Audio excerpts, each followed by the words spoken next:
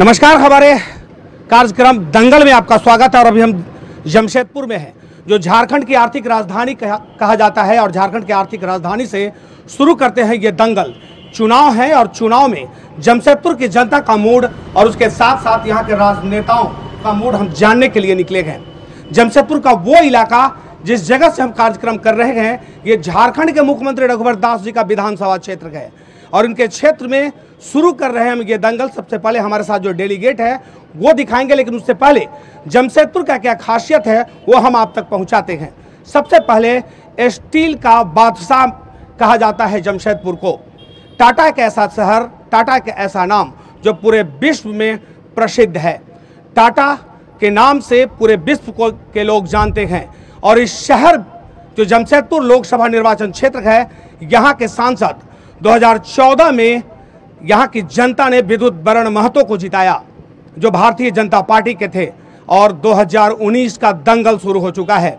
इस दंगल में यहाँ की जनता किसे सरताज बनाएगी और किसके सर पर मुकुट पहनाएगी, यह तो वक्त बताएगा। लेकिन यहाँ के लोगों का क्या मूड है वो हम जानने के लिए निकले हैं कि वाकई क्या अपने जनप्रतिनिधि से 5 सालों में लोग खुश हैं या और काम करने की ज़रूरत थी। कौन सा ऐसा काम था जो जनप्रतिनिधि नहीं कर पाया। ये वो लौह नगरी जो मजदूरों का शहर है और मजदूरों के शहर से प्रसिद्ध है। ये शहर ऐसा जगह जहां पूरे भारत के ही नहीं पूरे विश्व के लोग इस शहर में बसते हैं।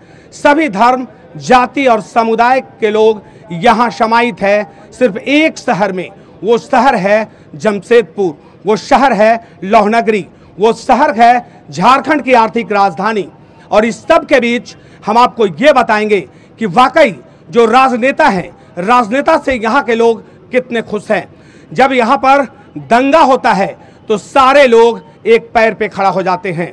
जब यहाँ पर किसी को आफत आता है, देश में आफत आता है, तो देश के लिए यहाँ के जनता खड़ा हो जाते हैं।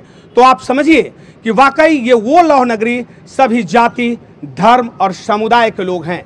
और उसके बावजूद भी जब यहाँ के लोग वोट करने के लिए निकलते हैं तो वाकई जैसे लाइन लग गया हो। लेकिन हमारे साथ जो डेलीगेट है, हमारे साथ जो मेहमान है, मेहमान से हम आपको रूबरू कराएंगे। और उसके बाद यहाँ के जो जनता है, जनता का मूड जानेंगे। और उसके बाद जानेंगे यहाँ के जनप्रतिनिधि, क्योंकि आपको 5 साल का वक्त दिया।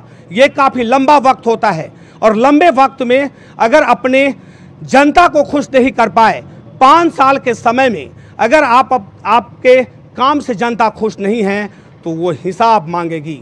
और वो वक्त है हिसाब लेने का। और निश्चित तौर पे ये अब हिसाब देने का भी वक्त है कि जो जनप्रतिनिधि है उनको हिसाब देना होगा 5 साल में आपने क्या किया और नहीं किया। सबसे पहले एक महिला, जो महिला ये कहा जाता है कि आधी आबादी हमारे साथ है, भारतीय जनता पार्टी के ये विधायक प्रतिनिधि हैं। झारखंड के खाद्य आपूर्ति मंत्री सरजुग राय जी का विधायक प्रतिनिधि है संध्या नंदी। संध्या नंदी जी, आपका बहुत बहुत स्वागत है इस कशिश न्यूज़ के इस कार्यक्रम में। जी, आप सबों को मेरा नमस्कार है। दूसरे लोग से आपको हम रूबरू कराते हैं। यह है झारखंड के मुख्यमंत्री रघुवर दास जी के विधायक प्रतिनिधि पवन अग्रवाल जी। पवन अग्रवाल जी, आपका भी बहुत बहुत स्वागत है। धन्यवाद, सभी को मेरा नमस्कार। और हम जो अब आपसे रूबरू कराने जा रहे हैं वे भारतीय जनता पार्टी के प्रवक्ता हैं, बीजेपी के प्रवक्ता है। ये हमारे साथ है। सबसे पहले आपका भी बहुत बहुत स्वागत है सर। बहुत धन्यवाद आप सबको। देखिए, अब हम आपको ले चलते हैं महागठबंधन की लगातार कि अब पूरे भारत में, क्योंकि देश का चुनाव हो रहा है और देश के दिशा और दशा को बदलना है। बार बार हम कहते हैं कि वोट करें और देश का दिशा और दशा बदलेगा। लेकिन जब चुनावी दंगल में हैं तो ये है पक्ष और उसके बाद हम बात करेंगे विपक्ष।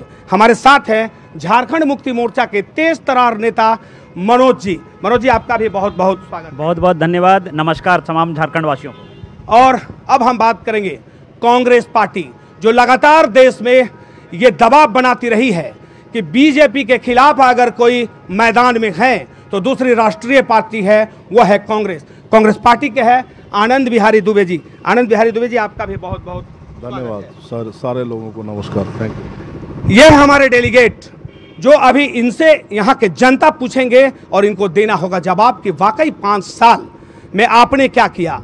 अगर आपने किया तो वो हिसाब दीजिए, क्योंकि अब हिसाब देने और लेने का वक्त आ गया है।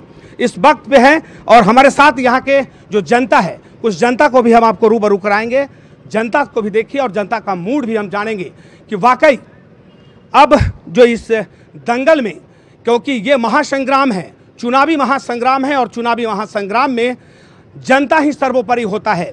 जनता जनार्दन कहा जाता है कि जनता जो है वो भगवान का रूप है, क्योंकि आपको वो चुन कर यहाँ से दिल्ली भेजता है और दिल्ली जब आप पहुँचते हैं तो उसके बाद उस जनता का सुख दुख का ख्याल रखते हैं या नहीं रखते हैं, यह बड़ा सवाल है। और इसी सवाल के बीच अभी हम अपने इस कार्यक्रम को आगे बढ़ाते हुए सीधे पहुंचते हैं जनता के पास, लेकिन जनता से पहले हमारे कुछ जो यहाँ पर डेलीगेट है, जनप्रतिनिधि है, उनसे पूछेंगे और उनसे हम शुरू करते हैं अपने इस चुनावी महासंग्राम का ये कार्यक्रम। सबसे पहले बीजेपी के प्रवक्ता ये बताएंगे कि कितने खरा उतरे 5 सालों में। सर, 5 सालों में कितना खरा उतर पाए हैं आप लोग? जो जनता का उम्मीद था, क्या वाकई उस उम्मीद पर आप लोग खरा उतर पाए? देखिए, 5 वर्षों में आदरणीय प्रधानमंत्री श्री नरेंद्र मोदी के करिश्माई नेतृत्व में, जो हमारा वैश्विक नेतृत्व है, आज पूरा विश्व प्रधानमंत्री नरेंद्र मोदी को मानता है, उनके नेतृत्व में देश ने जो प्रगति की, देश ने जो विकास किया, आत्मसम्मान बढ़ा, स्वाभिमान बढ़ा, सम्मान बढ़ा और विदेशों में भी सम्मान और स्वाभिमान बढ़ा। तो मैं ये समझता हूँ कि 5 वर्षों में, चाहे सुरक्षा के क्षेत्र में हो, चाहे विकास के क्षेत्र में हो, चाहे आधारभूत संरचना के क्षेत्र में हो, सभी क्षेत्रों में कीर्तिमान स्थापित करने का काम प्रधानमंत्री नरेंद्र मोदी की सरकार ने किया है। और यहाँ के सांसद ने भी 5 वर्षों में उनकी शानदार उपलब्धि रही है, चाहे वो किसी भी क्षेत्र में देखें, चाहे वो रेलवे के क्षेत्र में हो, चाहे वो पर्यटन के क्षेत्र में हो, चाहे वो आप हवाई जहाज़ के, हवाई अड्डे के नए निर्माण के क्षेत्र में हो, और अनेक आधारभूत संरचना बढ़ाने के क्षेत्र में विद्युत वरण महतो जी का भी योगदान बहुत महत्वपूर्ण रहा है। वहीं झारखंड के मुख्यमंत्री रघुवर दास जी स्वयं यहाँ से विधायक हैं और उनका क्षेत्र है, उनका ये जिला है, इसलिए खास तौर पर यहाँ भी विकास की किरणें लगातार समाज के अंतिम व्यक्ति तक, जो अंत्योदय हमारा लक्ष्य है, उस लक्ष्य तक पहुँचने का काम मुख्यमंत्री पे आएंगे, सारे मुद्दे पे आएंगे, लेकिन आप जो कह रहे हैं वाकई वो तो जनता जवाब देगी। वक्त भी आ गया है, लेकिन हमारे साथ कांग्रेस पार्टी के हैं, क्योंकि ये निश्चित तौर पे बताएंगे कि वाकई आपने जो पहाड़ा पढ़ा है, वो पहाड़ा पढ़ा में उस पहाड़ा में कितनी सच्चाई है। ये बताइए, बीजेपी का पहाड़ा कि हमने विकास की गंगा बहा दी, आपको क्या लगता है? अगर वास्तव में विकास की गंगा बही है तो फिर 2014 में जो चुनावी एजेंडे को लेकर के माननीय प्रधानमंत्री जी इस देश में आए थे, आज उन एजेंडों पर बात क्यों नहीं हो रही है? आज उन एजेंडों को क्यों नहीं कहते हैं कि हमने ये काम किया? आज ये कहने की आवश्यकता क्यों पड़ती है कि आप पुलवामा के नाम पर वोट दे दीजिए, आप उनके नाम पर वोट दे दीजिए, आज भारत के नाम पर शहीद हुए जवानों के नाम पर वोट दे दीजिए?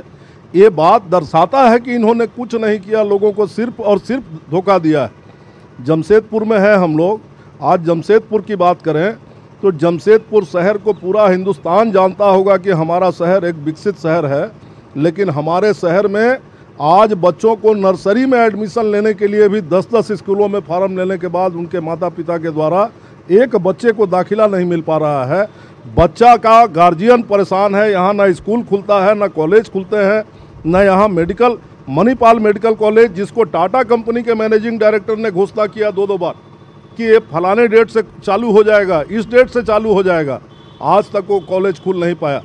आज एक MGM हॉस्पिटल पड़ा है जहां रोजाना उसके दुर्दशा पर चर्चा होता है। खुद इनके सरकार के मंत्री कई बार बोल चुके हैं कि नर्क से बदतर स्थिति है, और उसके बाद भी आज तक उस अस्पताल को ठीक नहीं किया जा सका।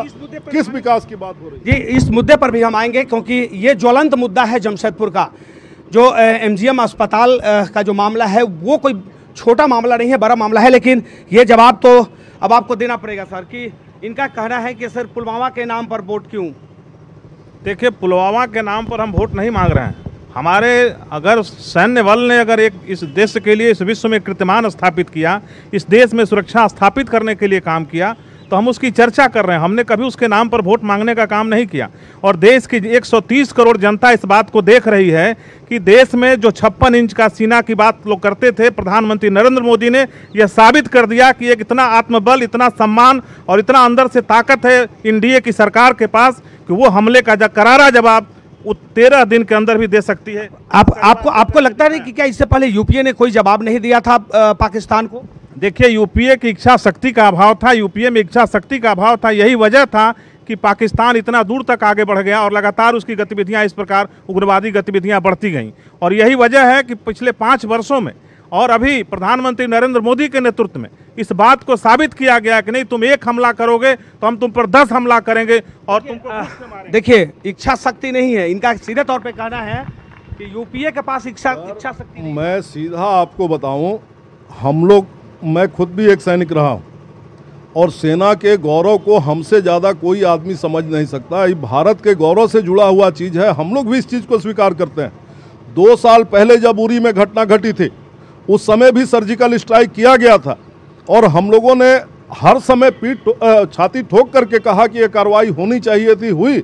लेकिन 2 साल के बाद फिर एक घटना घटी पुलवामा में और उसके बाद फिर से एयर स्ट्राइक किया गया। बीच के 2 वर्षों में क्या किया गया? इंतजार किया गया कि चुनाव के समय में घटना जब घटेगी तो हम फिर जवाब देंगे और उसको चुनावी मुद्दा बनाएंगे। अगर ऐसा नहीं है तो प्रधानमंत्री जी को अपने मुंह से कहने की क्या आवश्यकता है कि आप भारत के जो जवान शहीद हुए हैं उनके नाम पर वोट दीजिए। एक कहने की आवश्यकता क्या है कि आप एयर स्ट्राइक के नाम पर वोट दीजिए? उनको ये कहना चाहिए था कि हमने ये किया, इस नाम पर वोट दीजिए। जवान सारे लोगों के हैं, भारत में प्रधानमंत्री हमारे भी हैं और उन्होंने अगर कोई अच्छा काम किया है तो जनता उस चीज़ को गर्व के साथ स्वीकार करती है कि अच्छा काम हुआ।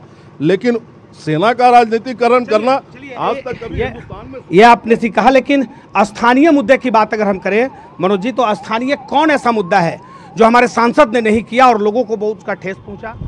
देखिए, स्थानीय मुद्दे की अगर आप बात करेंगे तो मेरे को पहले तो ये लगता है कि आपने दंगल लिखा है, तो ये दंगल जो है ना, ये सत्ता बनाम जनता का दंगल है मेरे ख्याल से। ये जो चुनाव है और सत्ता बनाम जनता का जो दंगल है, इस दंगल में इस लोकसभा की क्षेत्र की अगर बात करेंगे तो हमारे सांसद ने कभी भी मजदूर के लिए आवाज़ नहीं उठाई। हमारे सांसद ने आज तक यहाँ पर हमारे एमजीएम में हजारों बच्चे मर गए, लेकिन उसके लिए सांसद ने कभी आवाज़ नहीं उठाई, ना ही हमारी यहाँ की सरकार ने आवाज़ उठाया। इसके अलावा आप देख लीजिए, ग्रामीण क्षेत्र में जमीन चले गई आदमी के, लेकिन उसके लिए कभी आवाज़ नहीं उठाया गया। सांसद अपना आदर्श ग्राम एक दिखा दें कि सांसद का आदर्श ग्राम कहाँ है, तो हम लोग मान लेंगे कि सांसद ने काम किया है। किसी भी क्षेत्र में सांसद ने यहाँ कोई काम नहीं किया है। 5 साल में आप एक उदाहरण बताइए, शहर में जो हमारे छोटे व्यवसायी हैं उनके लिए सांसद ने क्या काम किया? एक आवाज़ उनकी बताइए सांसद ने कहीं पर शहर के अंदर उठाया हो किसी छोटे व्यवसायी के लिए? टाटा कंपनी के विरोध में टाटा कंपनी ने इतने दुकानों को तोड़ा है, इतनों को उजाड़ा है, कहीं पर वो खड़े होकर बताएं कि एक जगह उन्होंने रोका है? ये जवाब तो अब आपको देना पड़ेगा। बताइए कि सांसद आदर्श ग्राम, मनोज जी का सीधे तौर पे आरोप है कि सांसद आदर्श ग्राम सिर्फ नाम का हुआ, कुछ हुआ नहीं। सांसद ने अब तक कुछ नहीं किया। ढेर सारी एमजीएम का जो मुद्दा है वो काफ़ी ज्वलंत मुद्दा रहा है। सबसे पहले मैं अपने कांग्रेस और जेएमएम के मित्रों से कहना चाहूँगा कि अपने आंखों का इलाज अच्छे ढंग से करा लें, कि जिनको विकास नहीं दिखता, जिस क्षेत्र में रहते हैं उन बस्तियों में जाकर देखे विकास किसे कहते हैं। वो उस गरीब बहन की पीड़ा को समझे जो गूल में खाना बनाती थी, उस गरीब बहन की पीड़ा को समझे जिसका बच्चा का हार्ट में दिल में छेद हुआ करता था। और यहाँ बैठकर लंबी लंबी बातें करना, मुझे लगता है कि हमारे कांग्रेस के मित्र खुद एक फौजी हैं और उनके पार्टी के लोग सेना के पराक्रम पे सवाल उठाएं। पुलवामा पे घटना के बाद वो सर्जिकल स्ट्राइक का सबूत मांगे। मुझे लगता है कि इससे इस देश के दुर्भाग्य की कोई बात नहीं हो सकती। जो देश के हमारे सैनिक के पराक्रम पर सवाल उठाए, ऐसे लोगों को जनता 12 मई को बिना चीर फाड़ के जवाब इनको देने के लिए तैयार है। देखिए, ये तो वक्त बताएगा। ये जनता जनार्दन होता है, जनता है वो सर्वोपरि है। 2014 में अगर आपको यहाँ से जिताकर दिल्ली भेजा है तो 2019 में आप सही हिसाब देंगे तो दिल्ली जाएंगे। ये तो वक्त आएगा बताएगा। लेकिन अभी भारतीय जनता पार्टी को लोग कह रहे हैं कि आप लोग आंख का इलाज कराना होगा। भाई, आप लोग देखे नहीं? भैया, अंत्योदय में तो इलाज इनका हो नहीं रहा है, लोग कार्ड लेकर के मर रहे हैं। हम कहेंगे कि भैया अगर हमारी आंख कमजोर है तो थोड़ा इलाज मेरा भी आप करवा दीजिए। देखिए कार्यक्रम आपका अंत्योदय तो बिल्कुल फेल है। फिर हम आपके पास आते हैं, फिर हम आपके पास एक आनंद बिहारी जी एक मिनट सर, बस्तियों के विकास की जो बात की है, बस्तियों में विकास नहीं हुआ, बस्तियों में विनाश हुआ है। आज कई घरों को उजाड़ा गया, तोड़ा गया। इस मुद्दे पर भी आएंगे, इस मुद्दे पर भी आएंगे, लेकिन हम आपको बता दें कि अब एक वक्त हो चला है एक छोटे से ब्रेक का। ब्रेक के बाद मेरा ये जारी रहेगा दंगल, और ये हम जानने निकले हैं कि वाकई जो 2014 में जिस सांसद को आपने यहां से चुनकर दिल्ली भेजा था, क्या उसने काम किया? अगर किया तो उसका हिसाब निश्चित तौर पे आप मांगेंगे। जमशेदपुर का वो इलाका जिसे हम झारखंड ही नहीं पूरा दुनिया जानता है इस इलाके को, क्योंकि झारखंड के मुख्यमंत्री रघुवर दास जी का ये विधानसभा क्षेत्र और साथ साथ ये गृह जिला है। हम आपको ये बता दें कि हमारे साथ और कुछ डेलीगेट है, वो अब आ चुके हैं। कांग्रेस पार्टी के भी नेता आ गए हैं और साथ साथ आजसू पार्टी के चंद्रगोप सिंह जी भी है हमारे साथ, और राजेश शुक्ला जी जिससे हमने आपको पहले रूबरू कराया है, वो भारतीय जनता पार्टी के प्रवक्ता है, वो हमारे साथ है। संध्या नंदी हमारे साथ है, साथ साथ झारखंड मुक्ति मोर्चा के मनोज जी हैं, और कांग्रेस पार्टी के आनंद बिहारी दुबे।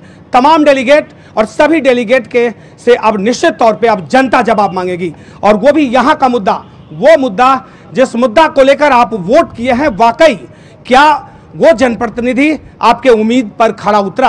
अगर खरा उतरा तो उसने कौन सा ऐसा काम किया जो आपको बहुत ज़्यादा, जिसको लेकर आप यहाँ पर आशा भरी निगाहों से देख रहे थे उस जनप्रतिनिधि को? अगर नहीं किया तो कौन सा काम करना चाहिए था? लेकिन हमारे साथ जो जनप्रतिनिधि आए हैं, उन जनप्रतिनिधि से सबसे पहले हम संध्या, एमजीएम का एक बड़ा मुद्दा रहा है, यहाँ का स्थानीय मुद्दा की बात करें, एमजीएम का मुद्दा रहा है। यहाँ के मुख्यमंत्री है, यहाँ सांसद बीजेपी के भी रहे हैं, जिसको लेकर लगातार किरकिरी हुआ है। एक माह में 164 बच्चों की मौत हुई है, ये मामला भी रहा है, जिसको लेकर बाकी लोगों ने हंगामा भी किया था। आयुष्मान भारत लॉन्च करके हमारे प्रधानमंत्री ने लोगों के लिए बहुत अच्छा काम किया है। केवल एमजीएम में इलाज सही ढंग से नहीं होता है, लेकिन यहाँ पर जो और भी जो हॉस्पिटल है आयुष्मान भारत के तहत, उसमें बहुत सारे हॉस्पिटल में इलाज होता है। और एमजीएम आज की स्थिति नहीं है, ये कई वर्षों से है। उस समय कांग्रेस की सरकार थी, तो उस समय कांग्रेस की सरकार क्यों नहीं सुधारा इस हॉस्पिटल को? तो ये जब बहुत सालों से ये बिगड़ा हुआ था, उसको सुधारने में कुछ समय तो लगेगा, और ये प्रयास रहेगा। निश्चित तौर पर आपने सही कहा कि वाकई वक्त लगेगा सुधारने में, लेकिन 5 साल एक छोटा वक्त नहीं होता है। एक चीज बताइए, एमजीएम एक बड़ा मुद्दा है जो गरीबों के लिए अस्पताल माना जाता है, लेकिन एमजीएम लगातार सुर्खियों में रहता है। कभी अस्पताल में डॉक्टर नहीं है, कभी बेड नहीं है, कभी स्ट्रेचर नहीं है, कभी दवा नहीं है, कभी कोई डॉक्टर ही नहीं। जैसा कि हमारी बहन संध्या जी ने बताया, खुद भाजपा के होके भी अगर उन्होंने एक्सेप्ट किया कि आज एमजीएम की स्थिति खराब है, तो ये उनका कहना है कि ये उस समय से खराब है जब से कांग्रेस था। ये तो अब कुछ अगर कमियां थी तो उसको आप सरकार में आए हो तो उसको सुधारने की आवश्यकता थी। केवल विपक्ष में रह के आवाज़ उठाना, और उस पर जब आपके हाथ में पावर आया तो आपने कुछ नहीं किया, ये भी देखना है। क्योंकि आज 4 साल में और बद से बदतर स्थिति हुई एमजीएम की, चाहे वो गरीब कहीं, चाहे कोई भी लोग हो, किसी भी दल के लोग हो, जाते हैं तो हर लोग, यहाँ तक कि इनके खुद मंत्री हैं सरजू राय जी, वो भी आवाज़ उठा रहे हैं। तो कहीं ना कहीं ये दर्शा रहा है कि एमजीएम की स्थिति बहुत ख़राब है, और हर लोग, गरीब लोगों का इलाज वहाँ कम हो रहा है, उसका शोषण ज़्यादा हो रहा है। वहाँ सफाई का भी ये है, वहाँ घोटाला है, यहाँ डॉक्टर्स लोग भी परेशान हैं। आप लोग फिर आंदोलन क्यों नहीं करते जब घोटाला है? आंदोलन हो रहा है पर सुनने वाला कोई नहीं है। वहाँ तो डॉक्टर्स चेंज हो रहे हैं, डॉक्टर्स लोग भी अपने आप में त्रस्त हैं। सरकार पर आरोप लगा रहा है कि हम लोग को सुविधा दिया नहीं जाता है, तो सुविधा ही नहीं दिया जाएगा तो हम लोग क्या करेंगे? अभी तो खुद देखिए पवन जी, ये बताना पड़ेगा, क्योंकि जो जगह है, मुख्यमंत्री यहाँ के हैं, और लोगों का सीधे तौर पर एमजीएम का जो स्थिति है वो किसी से छिपा हुआ नहीं है। आपके ही मंत्री वहाँ पर सप्ताह में 1 दिन बैठ रहे हैं सुधारने के लिए, और वो लास्ट में बोलते हैं कि भाई हम सुधार नहीं पाएंगे। देखिए, पिछले दिनों राज्य सरकार ने निर्णय लिया कि रिम्स की तर्ज पर एमजीएम में भी एक प्रशासनिक बहाल किया जाएगा। ये सही है कि डॉक्टरों की कमी है, कि झारखंड में स्थानीय नीति नहीं होने के कारण डॉक्टरों की बहाली नहीं हुई, लेकिन 2014 में जब से पूर्ण बहुमत की सरकार राज्य में बनी, तब से बहाली का सिलसिला भी शुरू हुआ है। कमी को स्वीकार करते हैं, लेकिन उसको सुधारने का व्यापक पैमाने पर प्रयास भी किया जा रहा है। मैं पूछना चाहता हूँ कि अगर एमजीएम में व्यवस्था नहीं है, फिर भी 2-2, 3-3 घंटा ओपीडी में लोग लगकर इलाज करवा रहे हैं कि नहीं करवा रहे हैं? कुछ हमारे विरोधी दल के नेताओं को राजनीति करने का अड्डा एमजीएम अस्पताल मिलता है। देखिए वो तो गरीब जो है, गरीबों के लिए अस्पताल है। जिनके पास पैसा नहीं हो तो जाएंगे कहाँ? उनके लिए तब वही है, वे जीना है मरना है, अस्पताल में ही जाना है, एमजीएम में ही जाना होगा। 57 लाख झारखंड के परिवारों को मैं देश के प्रधानमंत्री और राज्य के मुख्यमंत्री को धन्यवाद देना चाहता हूँ आपके दंगल के मंच के माध्यम से। लेकिन एक ऐसी संवेदन सरकार बनी जो 57 लाख गरीब परिवारों को, जो हम पहले सुनते आए हैं कि राशन कार्ड में राशन भी नहीं मिलता था, आज राशन कार्ड में इलाज होने लगा है। चाहे वो गंगा हॉस्पिटल हो, चाहे वो सदर हॉस्पिटल हो, चाहे वो मर्सी हॉस्पिटल हो, चाहे कांतिलाल हो, मेडिटीना हो, हर अस्पताल में राशन कार्ड से इलाज होना, वो भी 57 लाख परिवारों को। तो स्वास्थ्य के क्षेत्र में क्रांतिकारी परिवर्तन आ रहा है। आने वाले दिनों में आपको एमजीएम में एक बदलता हुआ। लेकिन सर इलेक्शन एक बड़ा सवाल है, ये वही इलाका है जहाँ पर टीएमएच जो लाश को अपने कब्जे में कर लेता है, बोलता है कि भाई जब तक पैसा नहीं देंगे हम आपको जाने नहीं देंगे। आयुष्मान भारत का कार्ड वहाँ चलता नहीं है, बाकी दूसरे अस्पताल में जाने के बाद में वो कहते हैं कि यहाँ इलाज नहीं होगा, आप टीएमएच चले जाइए। तो ये कैसा व्यवस्था? देखिए मैं बिल्कुल इससे सहमत नहीं हूँ। टाटा मेन हॉस्पिटल की अपनी व्यवस्था अपनी है, निजी व्यवस्था है। सरकार ने अपने स्तर से कोशिश की उसको भी अपने आयुष्मान भारत में जोड़ने के लिए। मुख्यमंत्री जी ने बैठक की, रघुवर दास जी ने स्वयं बैठक करके आयुष्मान भारत से जोड़ने के लिए जो अन्य कंपनियां हैं उनको भी जोड़ने का प्रयास किया है। उस दिशा में एक सार्थक पहल हुई है, उसका परिणाम अभी नहीं आया है, परिणाम आएगा, उस दिशा में काम चल रहा है। लेकिन दूसरे तरफ आप देखें कि आज के समय में आज हम कह सकते हैं कि आज 6 लाख 7 लाख लोग जो आयुष्मान भारत से लाभान्वित हुए हैं, जो आंकड़ा हमारे पास है, वो लोग कौन है? वो गरीब लोग हैं जिनके पास कल तक पैसा नहीं था, जो इलाज के अभाव में मर जाते थे। प्रधानमंत्री नरेंद्र मोदी ने अपने दूरदृष्टिपूर्ण नेतृत्व के माध्यम से ये साबित करने की कोशिश की कि नहीं, हम उन गरीबों को मरने नहीं देंगे, उन गरीबों को जो इलाज के अभाव में मर जाते थे उनको मरने नहीं देंगे। और यही वजह है, आप देखेंगे कि आप 1,103 करोड़ की लागत से देवघर में एम्स बन रहा है। ये किसने? प्रधानमंत्री नरेंद्र मोदी के वजह से बन रहा है। और उन्होंने झारखंड को मुख्यमंत्री के आग्रह पर यह सौगात दिया है। वही 18,668 करोड़ रुपए की लागत से पतरातू में पावर प्लांट लगा, वो भी प्रधानमंत्री ने झारखंड के मुख्यमंत्री के आग्रह पर किया। निश्चित तौर पे आपको रोकेंगे, आपके जो विपक्ष में है वो बता रहे हैं कि इसका जवाब तो हम ही देंगे। देखिए, आयुष्मान भारत की इन्होंने चर्चा की। आयुष्मान भारत पूर्ण रूप से इंश्योरेंस कंपनी को लाभ देने का स्कीम है, ठीक है। इसमें किसी का कोई भला नहीं हुआ है। अगर एक भी आदमी, आप अखबार खोलकर, हमको लगता है भाजपा के जितने भी हमारे यहाँ साथी बैठे हैं अखबार शायद नहीं पढ़ते हैं और अपने मंत्री का भी जवाब देने के लिए तैयार नहीं है, तो जनता का क्या जवाब देंगे? जब ये अपने मंत्री के मुद्दों का जवाब नहीं दे पाते हैं तो जनता का तो बात भूल जाइए आप। जनता क्या है उनके लिए? कुछ भी नहीं है। और आयुष्मान भारत सिर्फ और सिर्फ इंश्योरेंस कंपनी को फायदा पहुंचाने के लिए बनाया गया है। इसमें किसी भी गरीब जनता का भला नहीं हुआ है। और आप हमको बताइए कि एक भी प्राइवेट अस्पताल आयुष्मान भारत से आज नहीं जुड़ा है। क्यों नहीं जुड़ा? इसलिए क्योंकि उसमें जो भी कैलकुलेशन आपने बनाया है, जो पैसे आपने देने की बातें की है, वो पैसे में उस पर्टिकुलर इलाज हो ही नहीं सकता। वो इलाज का बजट ही उससे ज्यादा का है। तो आयुष्मान भारत में इलाज कहाँ से होगा? ब्रह्मानंद तो जुड़ गया है ना यहाँ का। ब्रह्मानंद की एक बात कर रहा है, ब्रह्मानंद का रिकॉर्ड खोल के मंगवा लीजिए कि आरटीआई से मंगवा लीजिए कि ब्रह्मानंद में कितना है, आयुष्मान भारत में कितना का इलाज हुआ है और क्या इलाज हुआ है, पहली बात। और दूसरी बात कि आज जो हमारा एमजीएम जो अस्पताल है, जितने भी गरीब हमारे जो भी इस जिला से जितने भी गरीब आते हैं वो एमजीएम अस्पताल पहुंचते हैं। एमजीएम अस्पताल को आप बढ़िया क्यों नहीं बनवा दे रहे हैं? वो आप बढ़िया नहीं बना रहे हैं। भारत में आप एम्स की बात की, 14 एम्स की घोषणा की थी, एक भी एम्स 5 साल में नहीं बना है, सिर्फ घोषणा हुआ है। एक भी एम्स आज तक नहीं बना है। जमीन जरूर ले लिया गया है, एम्स कहीं पूरे भारत में नहीं बना है। देखिए, एम्स के बारे में जो हमारे मनोज जी ने कहा, बहुत करीबी हमारे हैं, लेकिन मैं आपको कहना चाहता हूं कि एम्स के बारे में, एम्स की घोषणा हुई, एम्स का बजट पास हुआ और बजट के बाद उसका प्राक्कलन बन रहा है। बन के उसका कुछ योजनाएं तत्कालिक लाभ की होती हैं और कुछ योजनाओं का जो लक्ष्य है वो दूरगामी होता है और उसका परिणाम शाश्वत होता है। तो मुझे लगता है कि हमारे मनोज जी को ये समझ में नहीं आ रहा है कि योजनाएं आज बन रही हैं तो तुरंत इनका सीधे तौर पे कहना है कि भाई 4.5 साल बीत गया, 5 साल बीत गया, उसके बाद में योजना क्यों बनी? ये पहले आ रही है, फिर एक बार सरकार आ रही है। 2025 की योजना, 2019 में आपकी सरकार जा रही है भैया, और आप 2025 में एम्स बनाएंगे? आप देख लीजिए, मोदी जी 2019 में जब सत्ता में आए, स्किल इंडिया की बात करिए, नहीं करते हैं। मेक इन इंडिया की बात करिए, आज नहीं करते हैं। कितने तरह की इंडिया इन्होंने बनाया, उसकी कोई बात नहीं करते हैं। आदर्श ग्राम की बात ये नहीं करते हैं। स्मार्ट सिटी की बात आप ये नहीं करते हैं।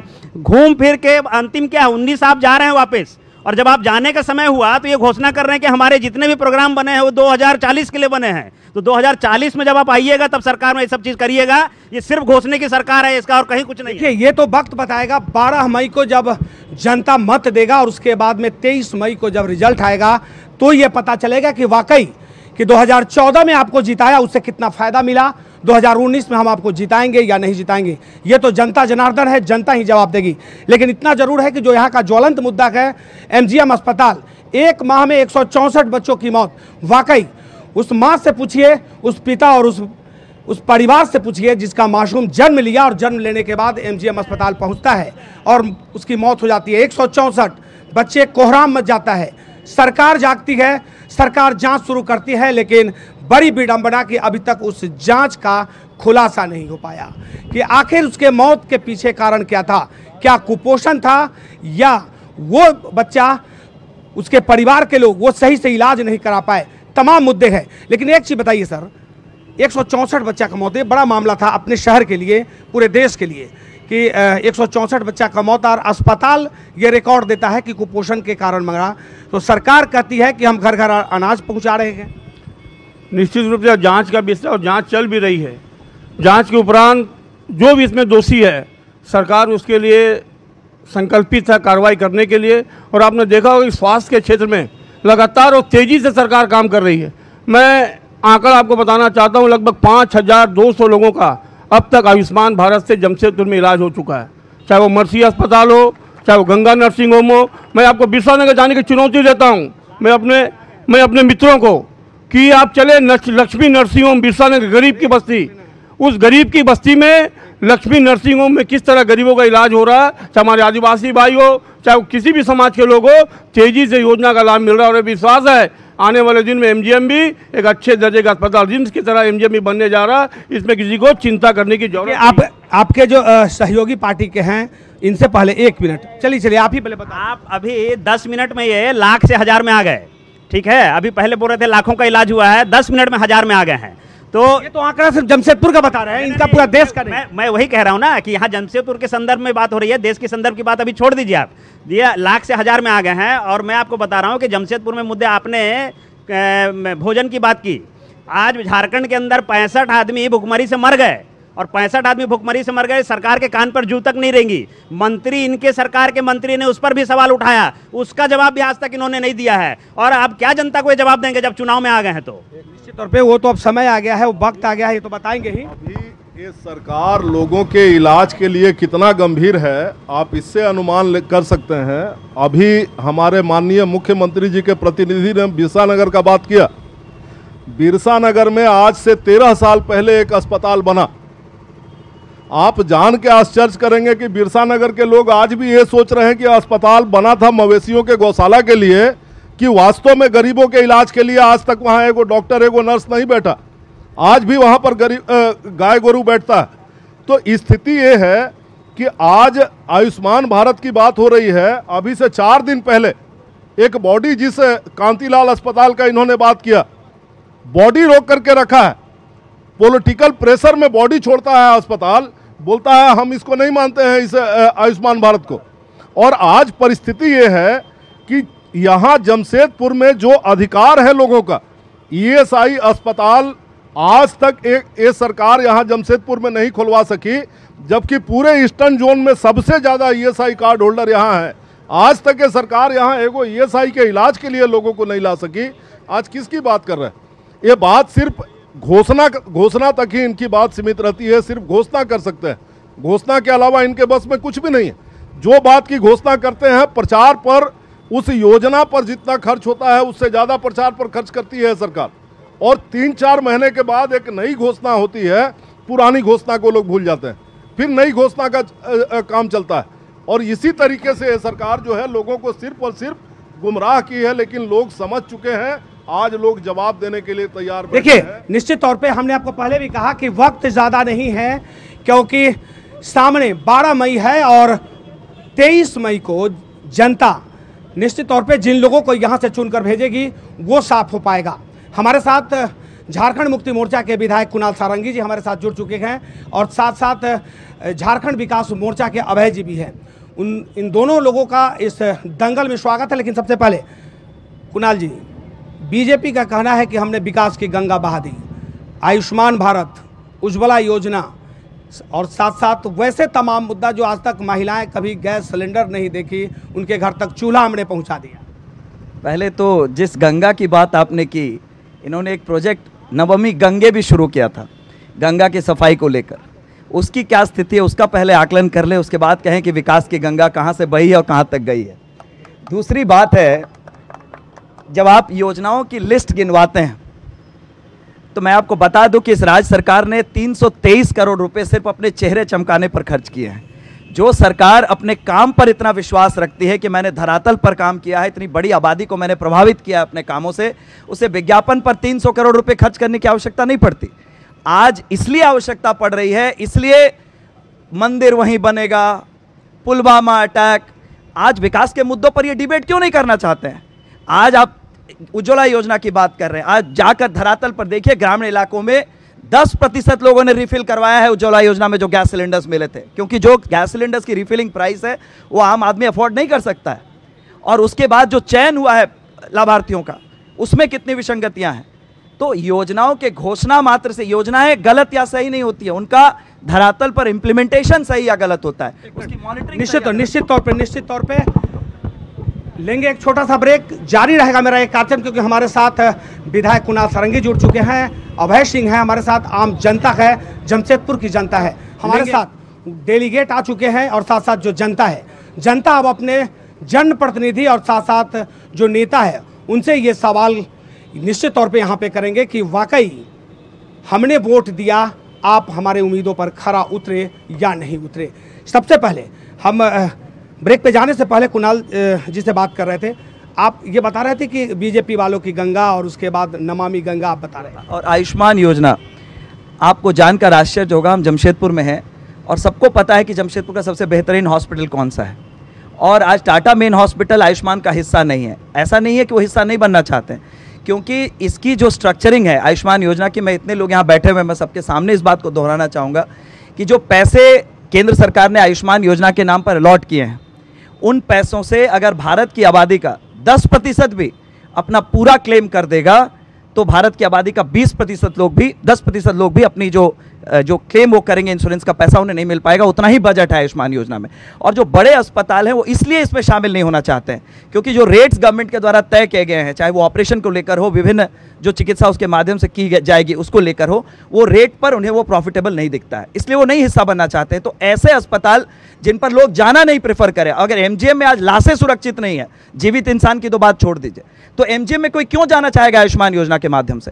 तो आयुष्मान योजना की सोच बहुत अच्छी है, लेकिन जो स्ट्रक्चरिंग की गई है, जो फाइनेंशियल बजटिंग की गई है, वो इतना कम है कि भारत की आबादी का 10% भी अगर पूरे 5 लाख रुपया क्लेम करता है तो एक बार का बजट उसमें वो खत्म हो जाएगा। जनता तक ये मैसेज गया है कि आयुष्मान योजना के तहत आप लोगों का इलाज होगा, तो आपको क्या लगता है कि इसे दिग्भ्रमित कर दिया गया? देखिए, मैं उसी पर आ रहा हूँ, हर दिन हम लोग जनता के साथ ही रहते हैं, जनता के कामों में ही दिन भर लगे रहते हैं। कई लोग आते हैं जो कार्ड लेकर अस्पताल के अस्पताल, अभी आनंद बिहारी जी बता रहे थे कि डेड बॉडीज भी रिलीज नहीं हो रही, जबकि सुप्रीम